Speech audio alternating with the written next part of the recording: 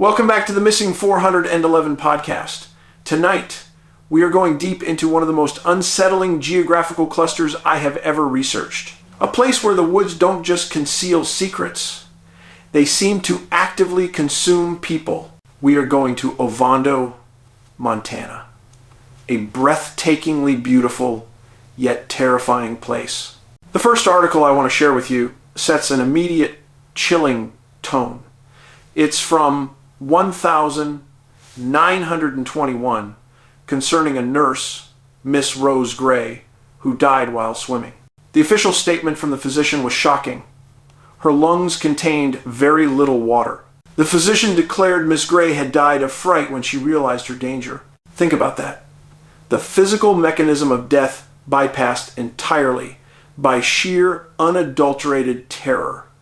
Now, why start 1,500 miles away from Montana? Because this diagnosis of died of fright echoes a far more sinister event in our cluster zone. This article is from 1917. The title, Does Unknown Terror Haunt Ovando Backwoods? It concerns a strapping 20-year-old miner and skilled hunter named Lou Matson. He was armed, he was experienced, and he knew these forests better than anyone. Yet, what he encountered in the snowy stillness was something not susceptible to high-powered rifles. His friends found him face down in the snow, dead. The ground was untouched around him. Here is the key. The definitive missing 411 commonality. On the smooth snow around the body, there were no other tracks than Matson's. None. When they turned him over, they found stark terror written across his face.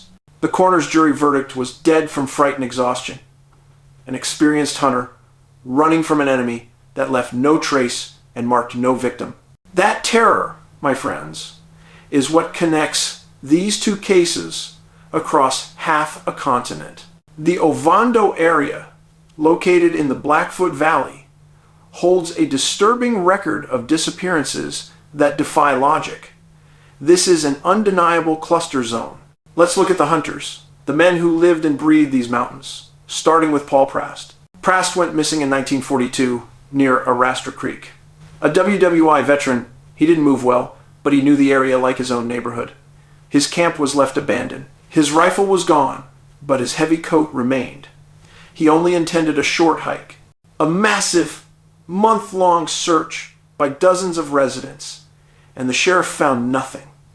Then, 11 years later, human remains were found at 8,000 feet, in the exact area that had been searched repeatedly on skis and snowshoes. How could they have missed him for 11 years in an area they scoured? 5 years after Prast, Herman Speaker, an 6-year-old rancher, vanished in 1953.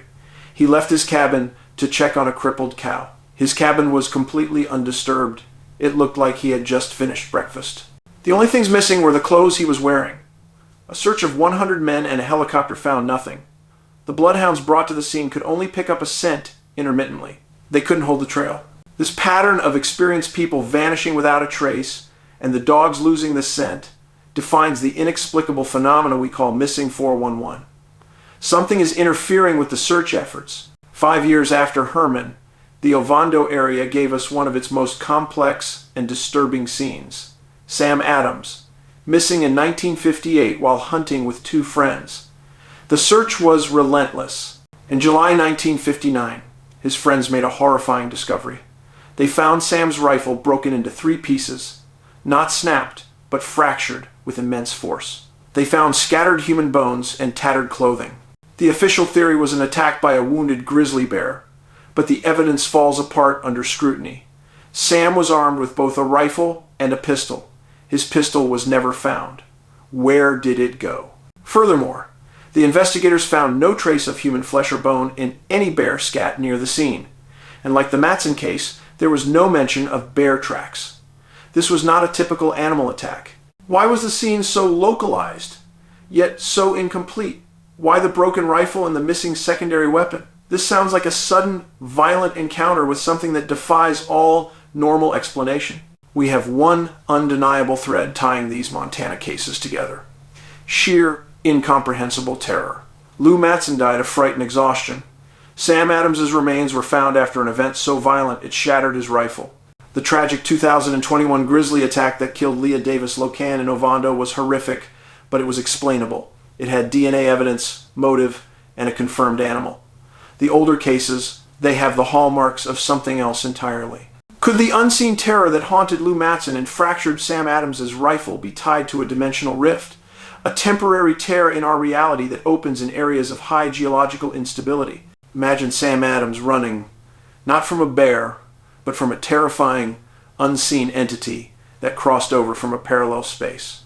An entity that leaves no tracks, can disappear instantly, and possesses a terrifying, paralyzing presence. Perhaps when Sam was attacked, the trauma fractured the very air around him, explaining the broken rifle and the localized, yet incomplete, scene. The missing pistol. Simply pulled through the rift, out of our reality, by the force that took him. These woods are hunting grounds for something we do not understand.